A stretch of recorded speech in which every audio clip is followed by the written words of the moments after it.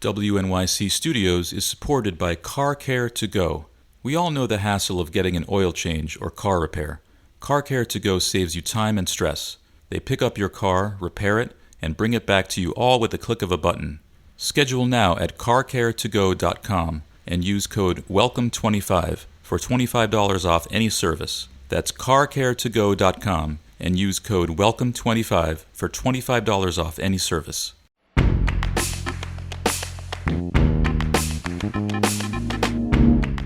This is The Writer's Voice, new fiction from The New Yorker. I'm Deborah Treisman, fiction editor at The New Yorker. On this episode of The Writer's Voice, we'll hear Sarah Braunstein read her story Superstition from the August 9th, 2021 issue of the magazine. Braunstein is the author of the novel The Sweet Relief of Missing Children, which won the 2012 Maine Literary Award for Fiction, and a recipient of the National Book Foundation's 5 Under 35 Award. Now here's Sarah Braunstein.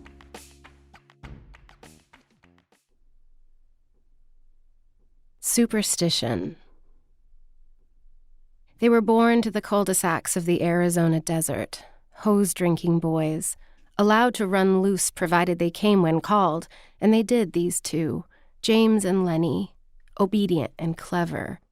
Garages packed with scooters, go-karts, arsenals of water guns, each machine gun soaker more elaborate than the last. They'd outgrown the toys only yesterday, but the rift was total. Now they were 16 and spent afternoons in the food court dreaming up pranks or sprawled on the carpet watching sitcoms. Their aimlessness was permitted, not a mark against their future. They had been gifted and talented. Lenny was funny and good at math. James was an ace mimic. Sometimes he was in the school plays.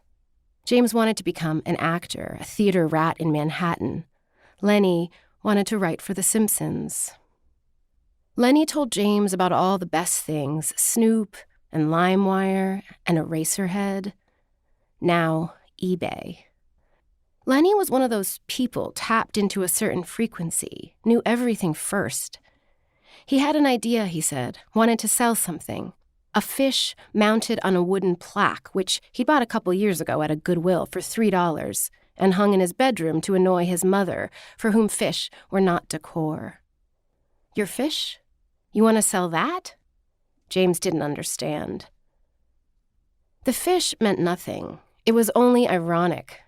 But on eBay, he called it Lucky Trout, works in 3-month cycles only. Starting bid, $15. No one will pay $15 for that, James said.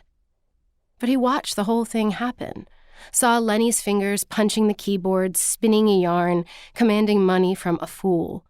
In the description, he said that after he'd caught and mounted the fish, all these unusually lucky things began to happen. He was a 7th caller to Power 92 and won concert tickets, then won $50 on a scratch-off, then his mother's doctor called to say the tumor was benign. After 3 months, he had a dream. In the dream, the fish spoke to him. It said, "Share the wealth."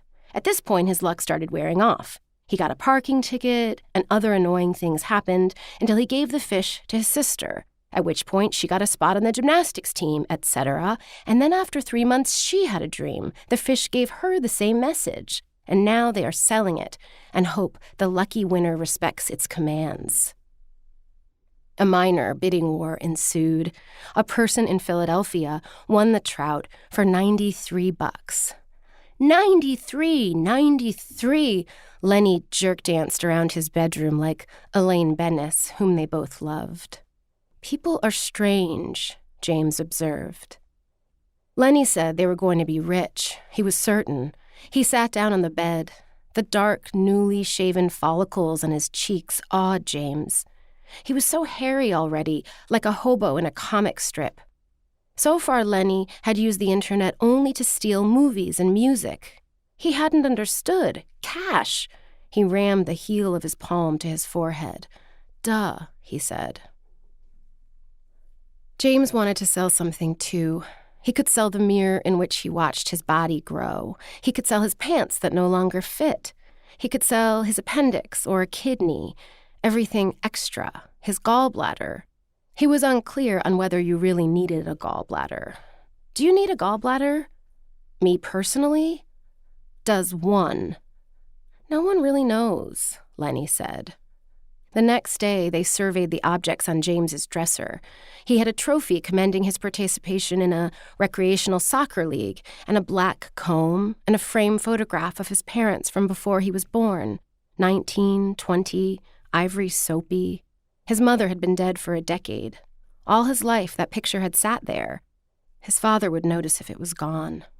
The comb, maybe. He could say that it had been used by someone important. None of my clothes fit, James said. I can sell my clothes. He was in the midst of what was called, disgustingly, a growth spurt. He feared he was becoming problematically tall, that he would never stop growing, his ankles and wrists narrowing like a paraplegic's. Fatigue often rushed over him, as if he'd taken a handful of pills. Growing, spurting, did that, like some sick medicine reaching his blood, like the weighted cape for an X-ray. Lenny liked to tease, "Need a nap, baby Jimmy?" But Lenny was jealous because he was short, chubby, handsome but vaguely disproportioned, with an ass that he called his rump. Both boys were of the impression that they were somehow grotesque. This was part of their bond. There was a children's book called Big Dog, Little Dog, about a friendship between different-sized dogs, and Lenny had given it to James for Christmas with a clever inscription. James would not sell that. "No one wants your old clothes," Lenny said. They opened plastic bins in the garage, went through games and puzzles and plastic trash, the same shit that Lenny and every other kid they knew had, all the batteries dead, screens scratched. He felt sorry for his father for paying for all this shit, sorry that whatever money his mother had earned — she'd been a fourth-grade teacher during the period she was able to work — had gone to purchasing trash. He had not ardently wanted any of this. Or had he? He certainly didn't think so, had no memory of wanting it, and even if he had, they should have told him no. They should have had the foresight to give him better things, though what was better he couldn't say. Then James remembered that in his underwear drawer, in a velvet box that opened like a clamshell, was his silver cross. He got it out, showed it to Lenny, who pumped his fist and made slot machine noises. "Say it was used in an exorcism," Lenny said. "Don't polish it. Keep it tarnished." "It's my first communion cross," James said. "Huh," Lenny said. Theirs had been on the same day. James set it on the dresser. "Maybe," Lenny began. James didn't want to hear. "Yeah," he said, "I guess I shouldn't." "But why not?" He didn't ask. Because of his mother? Because of God? That cross would sit in that box for the next 70 years. He was supposed to keep it tucked in his underwear forever, like a hedge against the devil, a thing to pass on, to live in his own kid's underwear drawer. He didn't want a kid to waste money on. He knew that already. Why couldn't he send this supposedly precious thing into the vastness? He looked at Lenny's face, that distracted, squinty expression, which meant he was working on a joke, and for some reason, James didn't say anything. He wanted to do it alone. Later that night after Lenny left, he began to make up a story. "This cross has been in my family for many, many years. It once..." What did it once? The exorcism was good, but he didn't want to use Lenny's idea. He was tired again.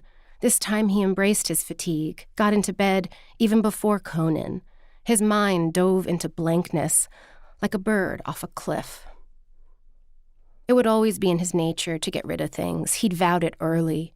After his grandparents died, his father had to hire a special company to clear out their house. Men in white suits like astronauts shuffled in and out. They had kept everything, Nana and Pops. Every piece of mail that came through the slot, decades of birthday cards, church newsletters, public notices, each one of his report cards and his dead mother's report cards, nothing locatable, but everything there, somewhere, lost in plain sight. Then it all got put in a white van and taken to be incinerated. The empty house smelled like chemicals, a burning, lemony air, and James vowed that he would never have more than he needed. He would keep the fat trimmed off his life always. Whoever had the job of cleaning up after James died would feel only relief when they opened the door to his room, only a sense that their day wasn't spent after all. He woke with a thing in his head, as if he'd dreamed it, though he remembered no dream. A pope. A man in a hat on a balcony. He sat up, knowing what he was going to do. In a spirit of rebellion, he went to the school library at lunch to do some research. At the only computer with an internet connection, he wrote, "This cross was blessed by Pope Pius XII.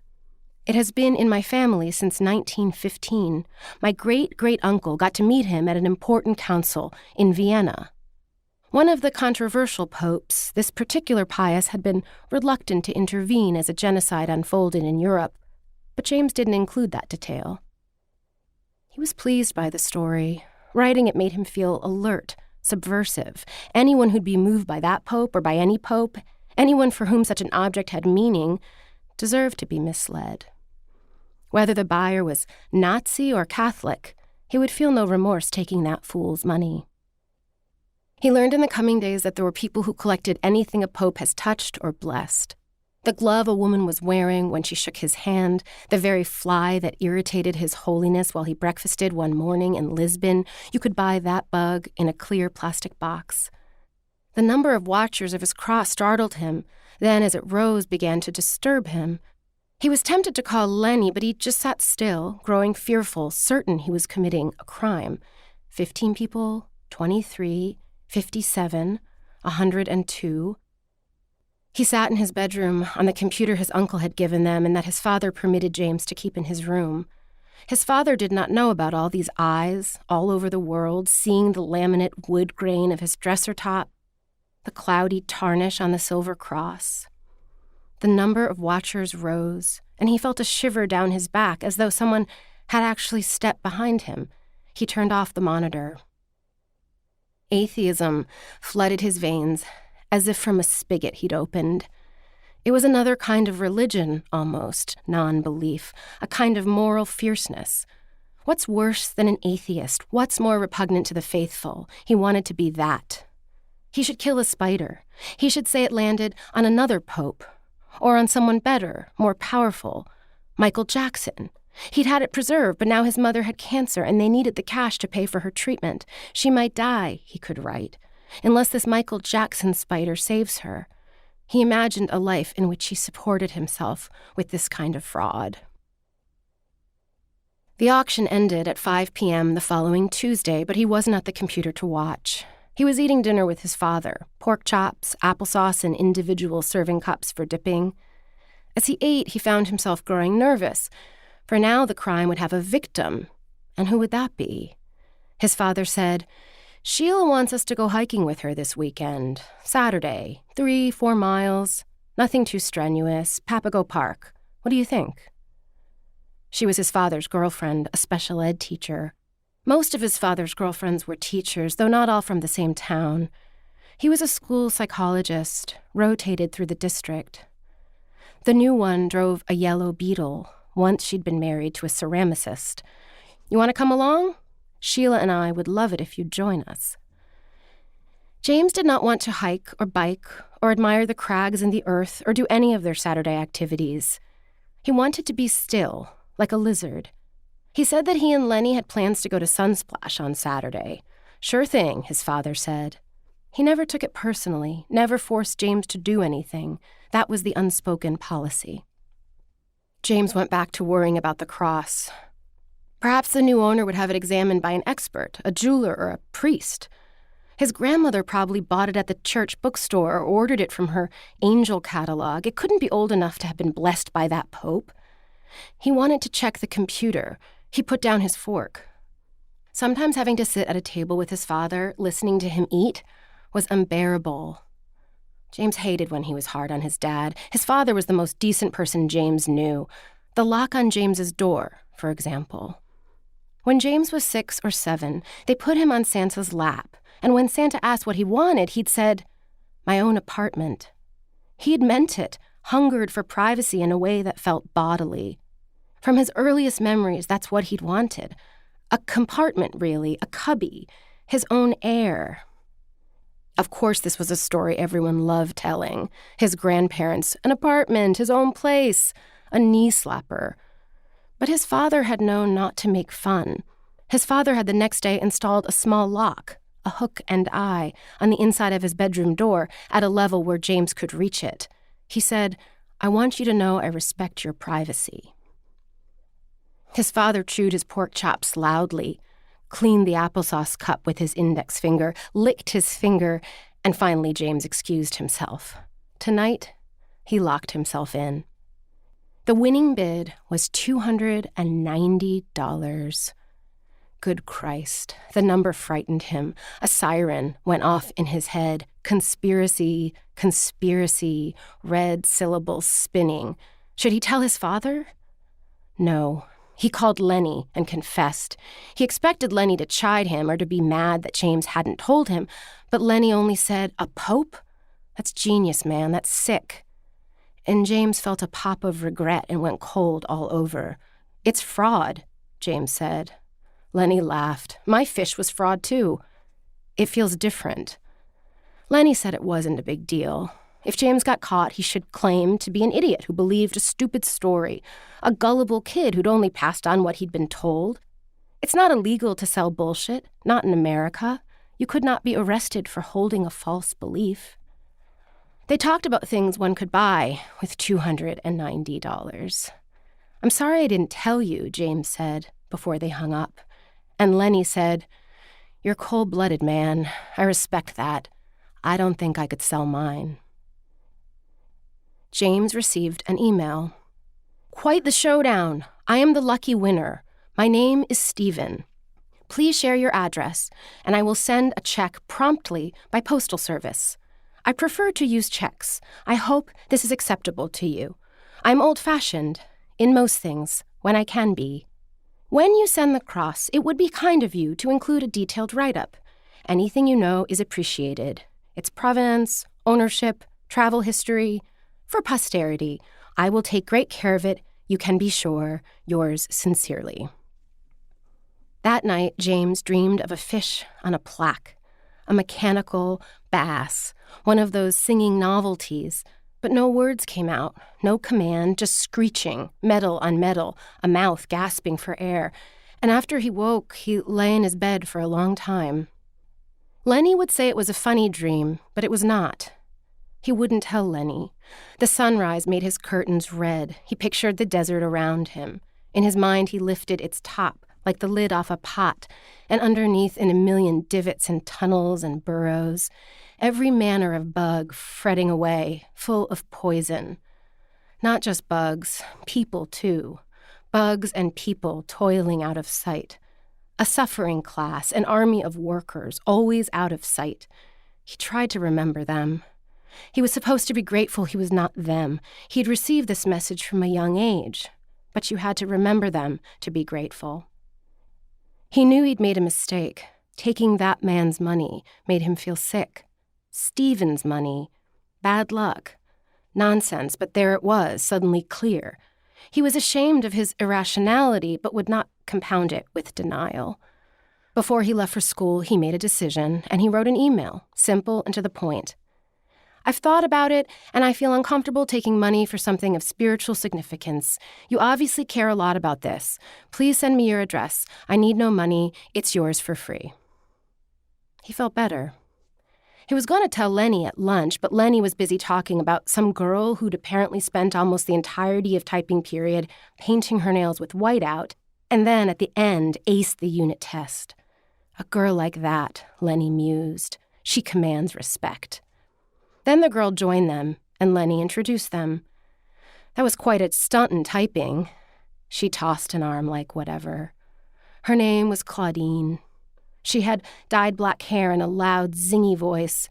Her fingers were long and skinny, and with the whiteout on her nails, they reminded James of Q-tips. He said this. She laughed and wiggled her fingers. Lenny had math league that day, so James went home alone. The first thing he did was go to the computer where he found another message. "You're telling me you want to donate this object to me? Am I to believe what I am hearing?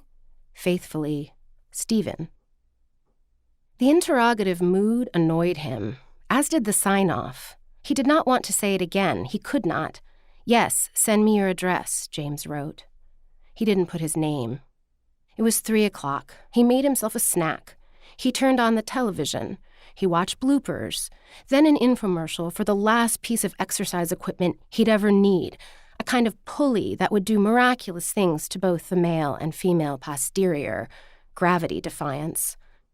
When he went back to the computer, he found, "I believe I am in the presence of a soul who has taken King Solomon's advice to heart. My willingness to pay such an exorbitant sum proves I am the rightful owner. Is this my lesson, dear friend? If I read too much into your generosity, I would appreciate you not to dissuade me of my suspicion. It is a gift upon a gift. The cross has found a good home. I will cherish it. In gratitude, Stephen." He included an address in Michigan. James read it twice. Take my Nazi cross. That's what he wanted to write, but he didn't write anything. He got on his bike and rode to the post office, mailed the cross. No note, no information, no posterity, just the thing in its box. He swore he grew during this ride. He was a freak. It would not stop. By the time he got home, the bicycle seat was too low. Sheila and his father made plans to go river rafting the next Saturday. Did he want to come along? They'd love it if he would. Couple hours, nothing too serious. "Lenny and I have plans." "Okay," his father said. But Lenny had math league, and James decided to stay home alone, watch some TV, read a magazine, shave his downy lip and the underside of his chin. Then he would nap. Or he would just sit by a window, sunlight streaming on his face, his limbs goosebump from air conditioning, which he set at 55 when his father was gone. 53, 50. He wanted a freezer, loved being punched by heat when he stepped outside, which he did on the hour, letting the hot air blast his face. Immense, dangerous air, even in springtime. Then inside again to get cold. He was preparing to go. Titration. In and out. It was the early days of sending pictures on the internet. So when the email came from Stephen a week later, which said only in the subject line, "Thank you," James almost didn't see the attachment, and then he almost didn't open it. He wasn't sure how to or what he was opening. Finally, he clicked on the right spot, certain his eyes would land on something awful. A penis, likely, a mutilated body, or a category of horror he'd not yet been exposed to, something even Lenny hadn't prepared him for. But it was only a picture of a room, a twin bed, neatly made, a blue blanket, a white pillow, a window with its shade pulled halfway down, an expanse of unbroken gray sky in the glass. The bed had a plain wooden headboard. Above it, on the wall, his first communion cross. Someone had pounded it into the wall with a nail. That was all the picture showed. He didn't audition for the play that spring, even though the drama teacher had picked it specifically for him, and spent more time at home. His father grew concerned. "Are you unhappy, James?" His father had steady, warm eyes. They radiated goodness, like a horse's eyes, like a wise animal's. "Not at all," James said. And it was true, he realized. He was not unhappy. This was different from unhappiness. He simply felt that he owed no one anything. But he saw that his father was worried about him, so he went back to drama club. He really was an excellent actor, had a kind of vacancy in his face that could be filled by anything. His movements were small, and he didn't try to do too much, didn't push. He was knobby, androgynous. He had the elegant slouch of a Frenchman, unless he played a soldier or a dignified prisoner, and then his spine was steel. He'd missed a month of rehearsal, but the teacher, Mr. Casey, gave him the role he'd wanted him to play all along, the lead, and the second choice got demoted to play the banker, and the banker went to the chorus. When summer came, he napped as much as possible. His limbs ached. His legs cramped at night. It helped to swim laps in the pool, to kick, to hang off a rubbery kickboard and motor dreamily until the lifeguard made him give up the lane for the geriatric club. He saw Lenny less. Lenny met a girl, Essie. She was a friend of Claudine's. Did this wound James? He thought about it. He told himself no. Lenny was allowed to be normal. He did not want the things other people wanted, but Lenny should. Lenny began calling him the monk whenever he turned down plans. He gave all his childhood junk to Goodwill. He lived in his cold, empty room. He grew in there, his bones. In the middle of summer vacation, he came home from an afternoon of swimming to find his father at the kitchen table, holding a piece of paper, mail spread out before him. "James," his father said, "you've got to tell me what's going on." James was damp, shirtless, a towel across his shoulders. The air conditioning slammed him. The tiles on his bare feet sent scalding cold into his legs. He'd forgotten to adjust the temperature before he left. He assumed the paper his father held was the electric bill. "Is it expensive? I'm sorry, I like it cold. I'll stop turning it down." But it was not the electric bill. It was a card. The cardstock was thin and glossy. It had a floral meadow on the front. Inside, it said that a donation had been made in James's name to a monastery in Michigan in the amount of $290. Blessings on his soul and prosperity in the Lord. "Oh," James said. His father read aloud. "Following the example of St. Benedict, our monastery is isolated in the country. In solitude and silence, we seek to deepen our relationship with the Lord." His father blinked. "I don't understand," his father said. "You gave money to this place?" "It's a long story." "Michigan?" It was a prank, James wanted to say, but he found he could not. "Help me understand?" James felt a pulse behind his eyes. He was going to cry. His father saw. He said, "It's okay. You don't have to explain." James took a breath, another. The pulse quickened.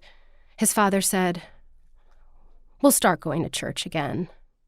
James made the start of a protest, but his father said, "I'm putting my foot down. It'll be good for me too." "No, it's all right. We'll go again. I was wrong to stop. I let my doubt affect you. I owe it to myself to examine my doubt. I owe it to you too." "No, you don't." "End of discussion, son," which was as firm as he got. James didn't say anything more. His father would change his mind. He would not allow this breach in protocol. There was raspberry ripple ice cream for dessert, and some sort of low-fat topping Sheila had recommended, a pale pink, viscous froth that it turned out neither of them liked very much. "She says it grows on you," his father said. His father did not relent, and the next Sunday they went to the early Mass. Sheila came along wearing a blue dress, blue sandals, carrying a straw purse, primly hippie. Church was as he remembered. The blood was embarrassing in the same way, and the vaginal gashes in Christ's torso, too. When does a preoccupation with wickedness become wicked itself? This was what he wished he could have asked his grandfather. The question had not occurred to him in time. He hated it here, he decided. These were hucksters. He would never come again. But he did all the things you do, the bowing and kneeling and murmuring. They were in his body, like manners, and probably not even dementia can undo that programming. Afterwards, just as when he was a child, they went for brunch at Eggington's and ate pancakes and bacon, and here they told him he did not have a choice. Sorry, kiddo. They were kidnapping him and taking him hiking on one of their favorite trails. "You'll love it," Sheila said. "I know you will. It's a very deep place. Deeper than church, even. A different kind of deep." "I think you mean high," his father said, wrapped his arm around her shoulder. "High and deep," she sighed. She nuzzled in for a kiss. James looked down at his lap. When he looked up again, they were blushing and smiling and sitting conspicuously apart. "You want to invite Lenny?" Sheila said. "You can invite Lenny, but you, sir, are going. It's final. And if you hate it, you'll never have to do it again." "Lenny's busy." "So you'll come?" "I'm really of the belief that all this air conditioning is bad for the lungs. We need to get up higher."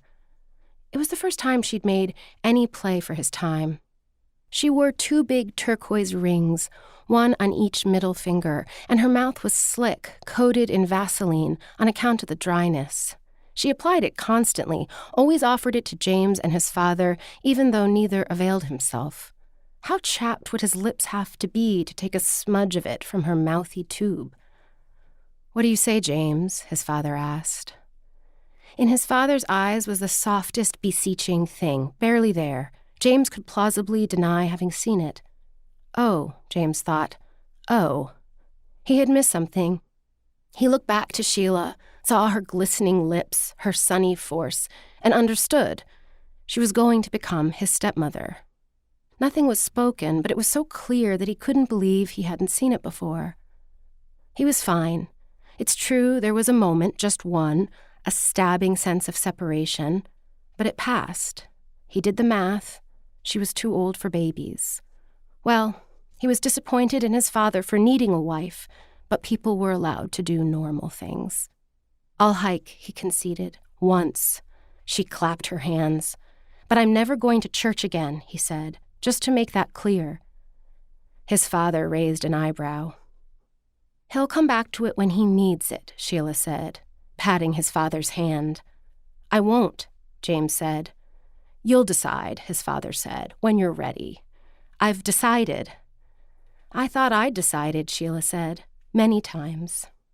"I'm not as susceptible as you are," he began to say, but he felt queasy from caffeine and dropped it. They left the diner. It was so hot. The heat was never not a metaphor for death. This dry, hot air which preserved everything, which made him fear he would not get out. Now Sheila would live with them. He knew it. She rented a studio apartment downtown. Naturally, she'd move in with them, into their 3-bedroom in the safety of a cul-de-sac. He saw what would happen. She would install a better shower curtain. She would paint the walls. She'd bring her macrame plant holders and the set of dishes made by her ex-husband, the ceramicist, whom she still loved, who loved her. It was only that he was gay. One day, she said, they'd all have a meal together. They made their way up. The three of them climbed into the cragginess, up and up, to the lookout, to the next lookout, until the parched, dangerous ground was very far away. The sweetness in the air fell away. It became harder and harder to breathe. Sweat slipped down his spine. She was giving up her apartment, the best thing in the world, and taking James's spot. "May all that have life be delivered from suffering," Sheila was saying.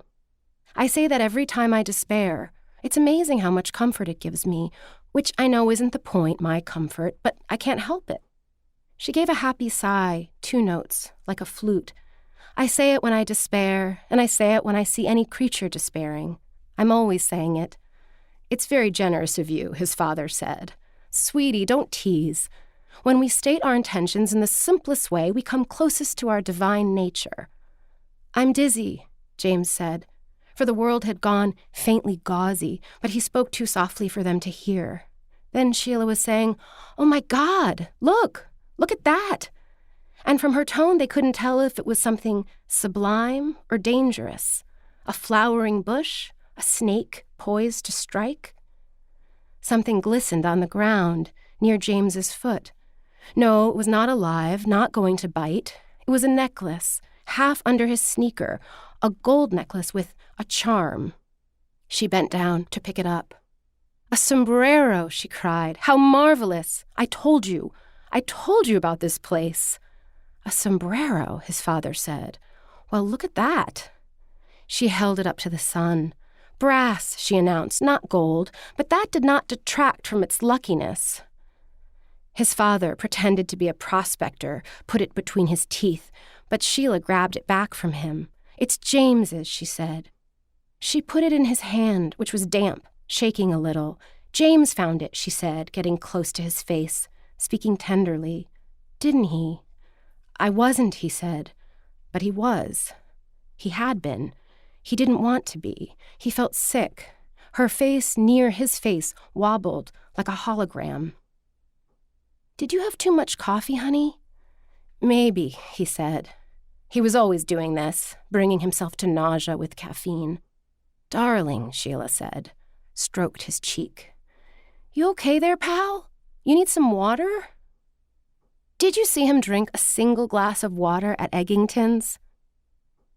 He saw in his mind's eye a cold, clean, anonymous place, an apartment. The word itself was a riot of happiness. It was all he'd ever wanted. To be alone in a simple place, a room, privacy, a bed, a window. He could have it. His father could have a family, a new twosome in their house. His father's kindness spun around him like a lasso. Not like a lasso, a reverse lasso. It was letting him go. Okay, he thought, okay. I'm happy for you two, he said. They laughed in a way he didn't like, laughed as if at a child who says something unwittingly cute. He wanted to throw the sombrero into the wilderness, get rid of it as fast as he could. It seemed only a bad omen, though he didn't believe in omens. They were talking about coffee. They were saying that a body in the desert needs a certain amount of water. Fuck it, he thought. One last wish before he'd slide forever into disbelief. One last try. And he closed his eyes so that he would not see it land, so that it was still in the air and would always be in the air, and threw the necklace overhand, expelling the thing. He did not mean to step off the ledge, but he threw it hard, and his foot slipped into crumbling earth, and he stumbled, and then, as if in the same spot where he'd been standing, he was falling, is falling. He cannot find anything to grip. His limbs are not in his possession anymore. There's nothing to hold. James! But then there are hands around his arm, pulling him back. His wrist is being held. He feels the hands trying. They are trying their hardest, beginning to lift him. He hears a plane shoot across the sky. He hears a woman screaming. He makes a face for the back of the house.